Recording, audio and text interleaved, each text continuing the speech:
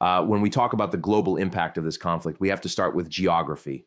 Not abstract geography, but a very specific place, a narrow stretch of water that on the map almost looks insignificant.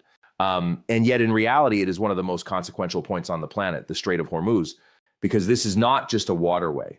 It is a lifeline. Roughly a fifth of the world's oil supply passes through this corridor every single day. Tankers, carrying energy from the Gulf move through this narrow passage to reach global markets from Asia to Europe and beyond, right? And what that means is simple. When this passage is stable, the global economy breathes easily.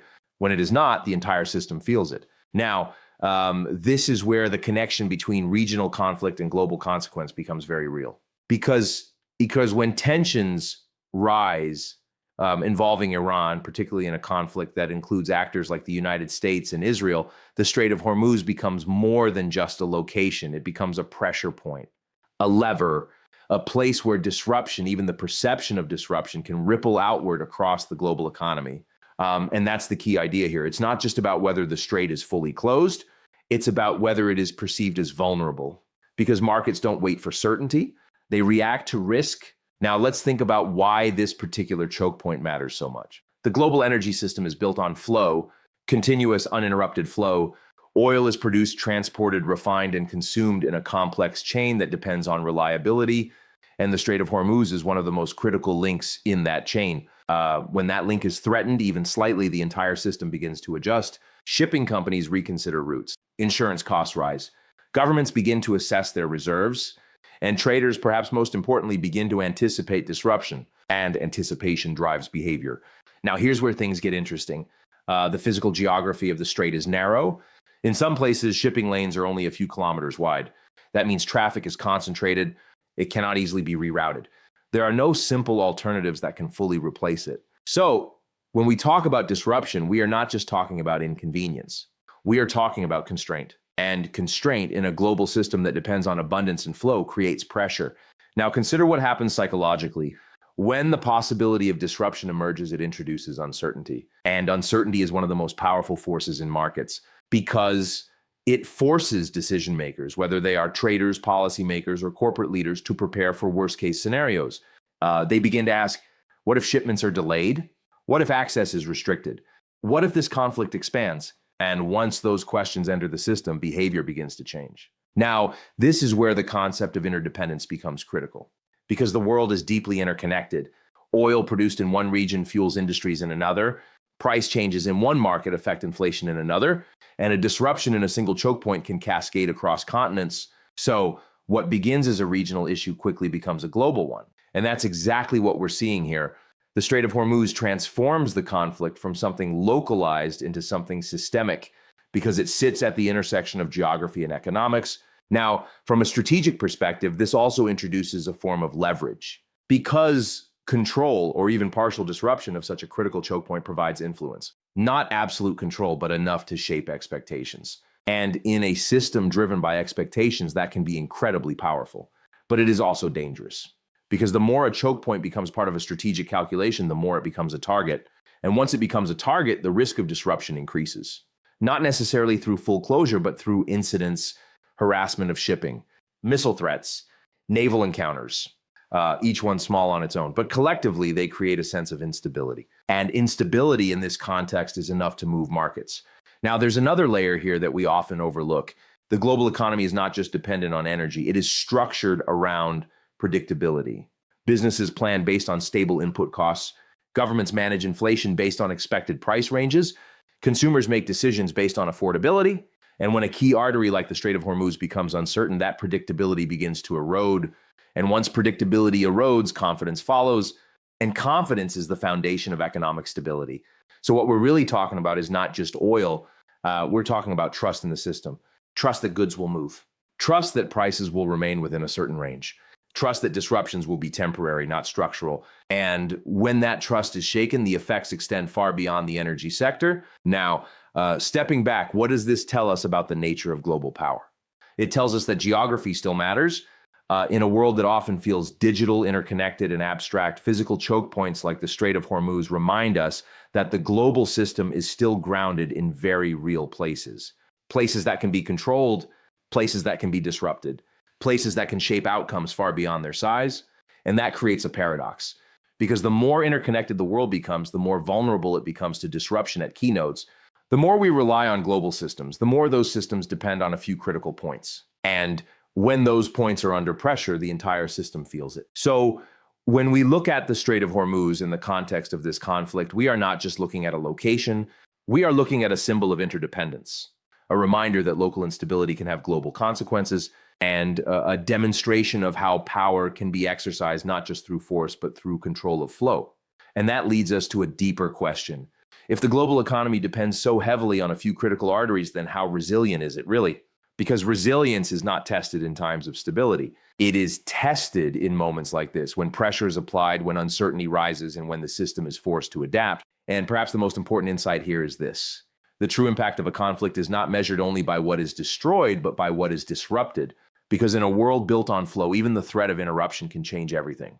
And the question we are left with is simple but profound. If one narrow passage can shape the stability of the entire global economy, then what does that say about the world we have built and how prepared we are to protect it? And once the flow through the Strait of Hormuz is threatened, even slightly, the global oil market doesn't wait for confirmation.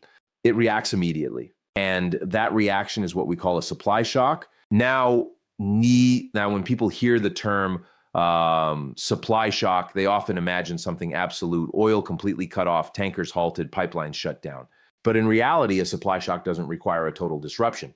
It only requires doubt, because oil markets are not just physical systems. They are expectation systems. And once the expectation of uninterrupted supply begins to weaken, prices begin to move. Now, let's think about how this actually works. The global oil market is built on a relatively delicate balance between supply and demand. Every day, millions of barrels are produced, transported, and consumed in a tightly coordinated system. There is very little excess capacity sitting idle. So, when even a small portion of that supply is at risk, whether due to conflict involving Iran or rising tensions with actors like the United States, the system reacts quickly because the margin for error is small. Now imagine you are a trader, a government, or a major energy company. You're not asking, has supply been fully disrupted? You're asking, what is the probability that supply could be disrupted? And more importantly, what happens if it is? That forward-looking mindset is what drives markets.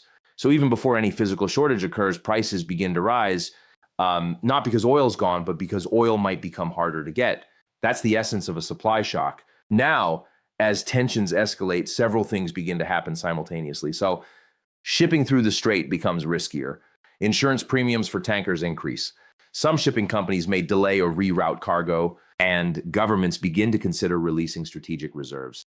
Each of these actions on its own may seem manageable, but together they create friction, and friction slows down flow. Now, remember what we discussed earlier, the global energy system depends on continuous predictable flow. So when friction is introduced, even in small amounts, it disrupts that predictability. And when predictability is disrupted, markets respond. Now, here's where the psychological dimension becomes critical, because markets are not just reacting to what is happening. They are reacting to what could happen next. And in a conflict environment, the range of possible outcomes expands rapidly. Could the conflict widen? Could more infrastructure be targeted? Could access to the strait become more restricted? Each of these possibilities adds uncertainty, and uncertainty in markets translates into price. Now, this is why we often see oil prices spike very quickly in times of geopolitical tension, because the market is not waiting for clarity. It is pricing in risk, and that risk is often based on worst-case scenarios. Now, from a broader perspective, this creates a kind of feedback loop. Rising prices signal scarcity. Scarcity increases concern. Concern drives further buying, and further buying pushes prices even higher. So what begins as a reaction to potential disruption can quickly become a self-reinforcing cycle. Now let's talk about scale, because the impact of a supply shock is not just about how much oil is actually removed from the market, it's about how central that supply is to the system. And the Strait of Hormuz is as central as it gets. A disruption here doesn't just affect one country, it affects multiple producers, multiple consumers, and multiple supply chains simultaneously, and that amplifies the effect. Now, consider the role of major consumers, countries that depend heavily on imported oil. For them, rising prices are not just a market issue. They are an economic issue, a political issue, a social issue, because higher oil prices translate into higher fuel costs, higher transportation costs, and ultimately higher costs for goods and services, and that feeds into inflation. Now, governments are very sensitive to inflation because it affects everything from economic growth to public sentiment. So when oil prices rise sharply, it puts pressure on policymakers to respond. And those responses, whether through monetary policy subsidies or strategic reserves, can further influence the market. So again, we see how interconnected this system is. A disruption in one place leads to reactions in another, and those reactions create new dynamics that feed back into the original system. Now, from a philosophical standpoint, what we are witnessing here is the fragility of balance. The global oil market operates on the assumption that supply will meet demand in a relatively stable way, but that balance is not guaranteed. It is maintained, and maintaining it requires stability, coordination, and trust. When any of those elements are disrupted, the balance begins to shift. And when it shifts quickly, the effects can be dramatic. Now, there is also an important lesson here about perception, because in many cases, the perception of scarcity can be just as powerful as actual scarcity. If enough actors believe that supply will be constrained, they will act accordingly. They will buy more, stockpile more, prepare for disruption. And those actions in themselves can create the very conditions they are trying to avoid. So the market becomes not just a reflection of reality, but a participant in shaping it. Now, stepping back, what does this tell us about the nature of global systems? It tells us that they are highly efficient, but also highly sensitive. They are designed to operate smoothly under stable conditions. But when those conditions change, they can react quickly and sometimes unpredictably. And that is exactly what we are seeing in the context of this conflict. A system under pressure, a system adjusting in real time, a system responding not just to events, but to expectations. And that brings us to the core insight. A supply shock is not just about the loss of resources. It is about the loss of certainty, because certainty is what allows systems to function smoothly. And when certainty is replaced by risk, the system begins to behave differently, more cautiously, more defensively, more unpredictably. And that has consequences, not just for markets, but for economies, for governments, and for everyday people around the world. So the real question is not just how much oil is disrupted, it's how much confidence is disrupted. Because in a system built on expectations, confidence is the true currency. And once that begins to erode, the effects can spread far beyond the original source of the crisis. And perhaps that's the most important thing to understand. In a world driven by flow and expectation, the greatest shocks are not always the ones we can measure, but the ones that change how we think about what comes next. By the time oil prices begin to rise sharply, the story is no longer just about energy. It becomes a story about everything else. Because once disruption in the Strait of Hormuz pushes prices upward, those increases don't stay contained within the oil market. They move outward layer by layer into the broader global economy, and that's where the real impact begins. Now think about how deeply oil is embedded in modern life. It fuels transportation, cars, trucks, ships, airplanes. It powers industries. It underpins agriculture, from the machinery used to harvest crops to the fertilizers that sustain them. It is in many ways the invisible foundation of the global economy. So when oil prices rise, it's not just one sector that feels it, it's all of them. Now, the first effect is immediate and visible. Fuel becomes more expensive. And when fuel becomes more expensive, transportation costs rise. Goods cost more to move, from factories to ports, from ports to warehouses, from warehouses to stores, and those increased costs are passed along, not all at once, but gradually, and then suddenly, because once enough pressure builds, prices adjust across the system. Now, consider what that means for everyday life. Food becomes more expensive, not just because of transportation, but because agriculture itself depends on energy inputs. So the cost of producing food rises, and that increase moves through the supply chain. Manufactured goods become more expensive. Services become more expensive, and over time, the overall cost of living increases. This is what we call inflation. But inflation in this context is not just an economic statistic. It's a social experience, because it affects how people live, how they spend, and how they think about the future. Now, from a government perspective, inflation is one of the most difficult challenges to manage because it forces difficult choices. Central banks may raise interest rates to control rising prices, but higher interest rates can slow economic growth. Governments may introduce subsidies to ease the burden on consumers, but subsidies strain public finances. So every response comes with trade-offs, and those trade-offs have consequences. Now let's take this one step further. As inflation rises, it doesn't just affect domestic economies, it affects global stability, because different countries experience these pressures in different ways. For developed economies, rising oil prices may slow growth, increase costs, and create political pressure.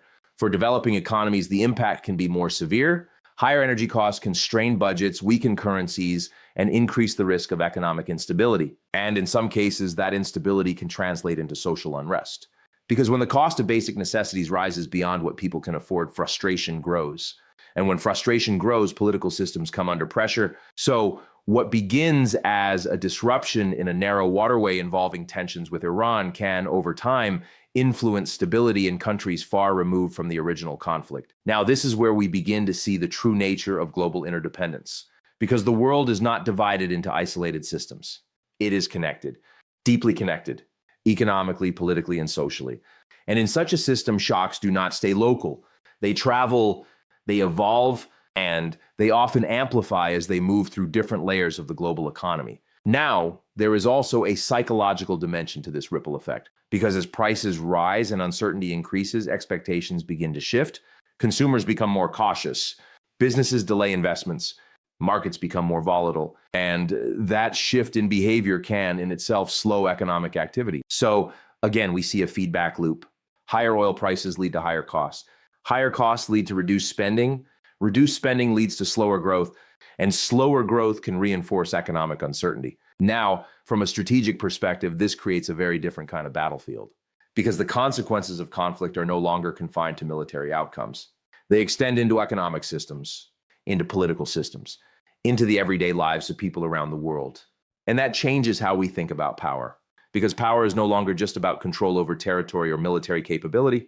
It is about influence over systems, the ability to affect prices, the ability to shape expectations, the ability to create ripple effects that extend far beyond the original point of action.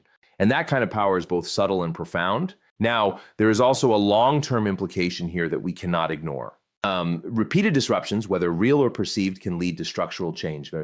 Countries may begin to rethink their energy dependencies. They may invest in alternative energy sources. They may diversify supply chains, and over time, that can reshape the global energy landscape. But those changes take time, and in the short term, the system remains vulnerable. Now, stepping back, what does all of this tell us? It tells us that the true impact of conflict is not always immediate. It unfolds. It spreads, and it often reveals itself in ways that are not immediately visible. Because while missiles and drones capture attention, it is the economic consequences that shape long-term outcomes. And those consequences are often more difficult to manage because they affect millions of people across multiple countries in ways that are deeply personal. Now, here's the deeper insight.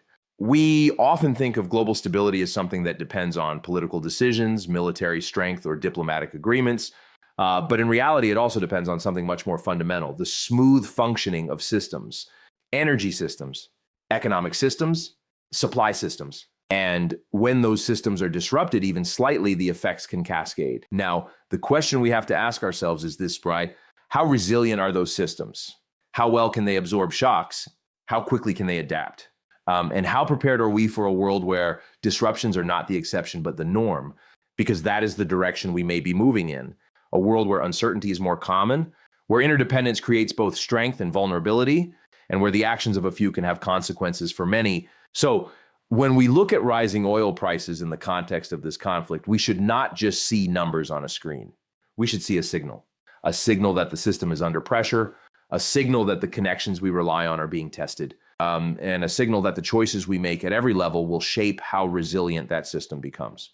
Because in the end, the real impact of disruption is not just what it costs us today, it's how it changes the way we prepare for tomorrow. And the question we are left with is this: in a world where everything is connected, are we building systems that can withstand disruption, or are we simply hoping that the next shock won't be the one that forces us to rethink everything? It's worth pausing for a moment because there's a subtle shift happening in your question. We've talked about the choke point, the supply shock, the psychology of markets, and the global ripple effects. But when you ask for a fifth key point, what you're really asking is, what comes next? Because once disruption becomes visible, the conversation inevitably moves from reaction to adaptation. And that's where the real story begins. Because the impact of rising oil prices and instability in the Strait of Hormuz is not just about the present moment, it's about how the world responds over time. Now consider how systems evolve under pressure. When a system is stable, change is slow, incremental, often resisted. But when a system is disrupted, especially repeatedly, it begins to adapt more quickly. And what we are seeing in the context of this conflict involving Iran is exactly that kind of pressure, a signal to the global system that reliance on a single choke point carries risk, not theoretical risk, real measurable immediate risk. And when that realization sets in, behavior begins to shift. Now let's think about what that shift looks like. countries begin to diversify their energy sources. They look beyond traditional suppliers. They invest in alternative routes, pipelines, overland transport, new shipping corridors. Energy importing nations start asking a different question, not just where can we get oil, but how secure is that supply? And that distinction matters because security becomes just as important as availability. Now, at the same time, there is a growing push toward alternative energy. Renewables, nuclear, and other non-oil-based systems begin to look more attractive, not just for environmental reasons, but for strategic ones, because energy independence is not just about economics. It's about sovereignty. The less dependent a country is on vulnerable supply chains, the more control it has over its own stability. But here's the complexity. These transitions take time, years, sometimes decades. And in the short term, the global economy remains deeply tied to oil. So what we have is a gap, a period where awareness of vulnerability increases faster than the ability to eliminate it. And that gap is where instability lives. Now, from a market perspective, this creates a new kind of behavior. Volatility becomes more frequent. Price swings become sharper because each new disruption, or even the threat of disruption, is layered onto a system that is already aware of its fragility. So instead of returning to a stable baseline, the system begins to operate in a more reactive state, more sensitive, more alert, more prone to fluctuation. Now, let's step back and think about what this means on a deeper level. Because what we're really seeing is a shift from efficiency to resilience. For decades, the global energy system has been optimized for efficiency, lowest cost, fastest delivery, maximum output. But efficiency often comes at the expense of redundancy. And redundancy is what provides resilience. So when disruption occurs, systems that are highly efficient but not resilient tend to struggle. They have fewer buffers, fewer alternatives, fewer ways to absorb shocks.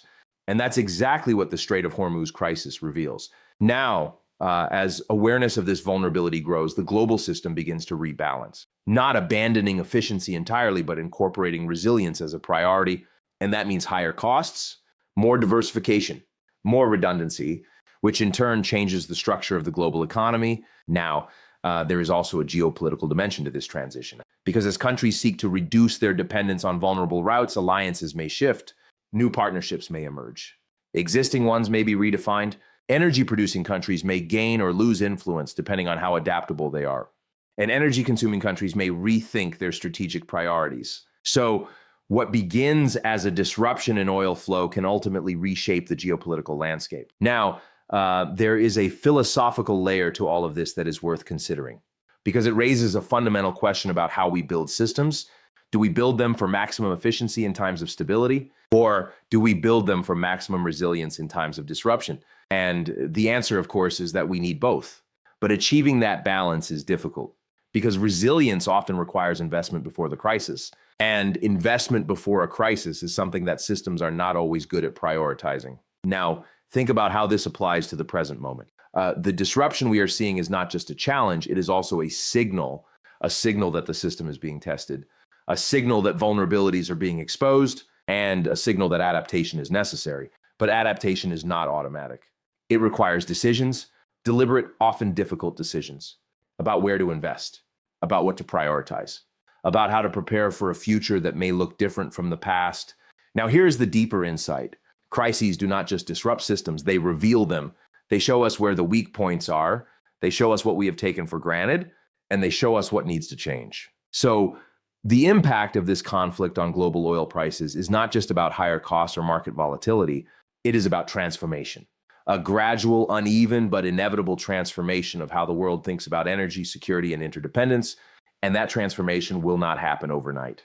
It will unfold over time through policy decisions, through market behavior, through technological innovation. But it will happen because once a system recognizes its vulnerability, it cannot fully return to ignorance. Now, the question is not whether change will occur. The question is how quickly and in what direction. Will the world move toward greater resilience, greater diversification, greater stability? Or will it continue to rely on systems that are efficient but fragile? And that is not just an economic question.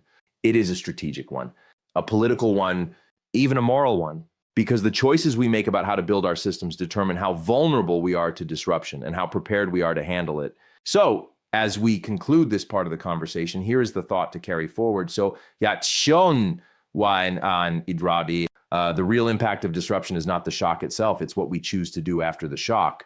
Because in every crisis, there is a moment of clarity, a moment where the system reveals its weaknesses. And the question is whether we use that moment to build something stronger or whether we wait for the next disruption to remind us again.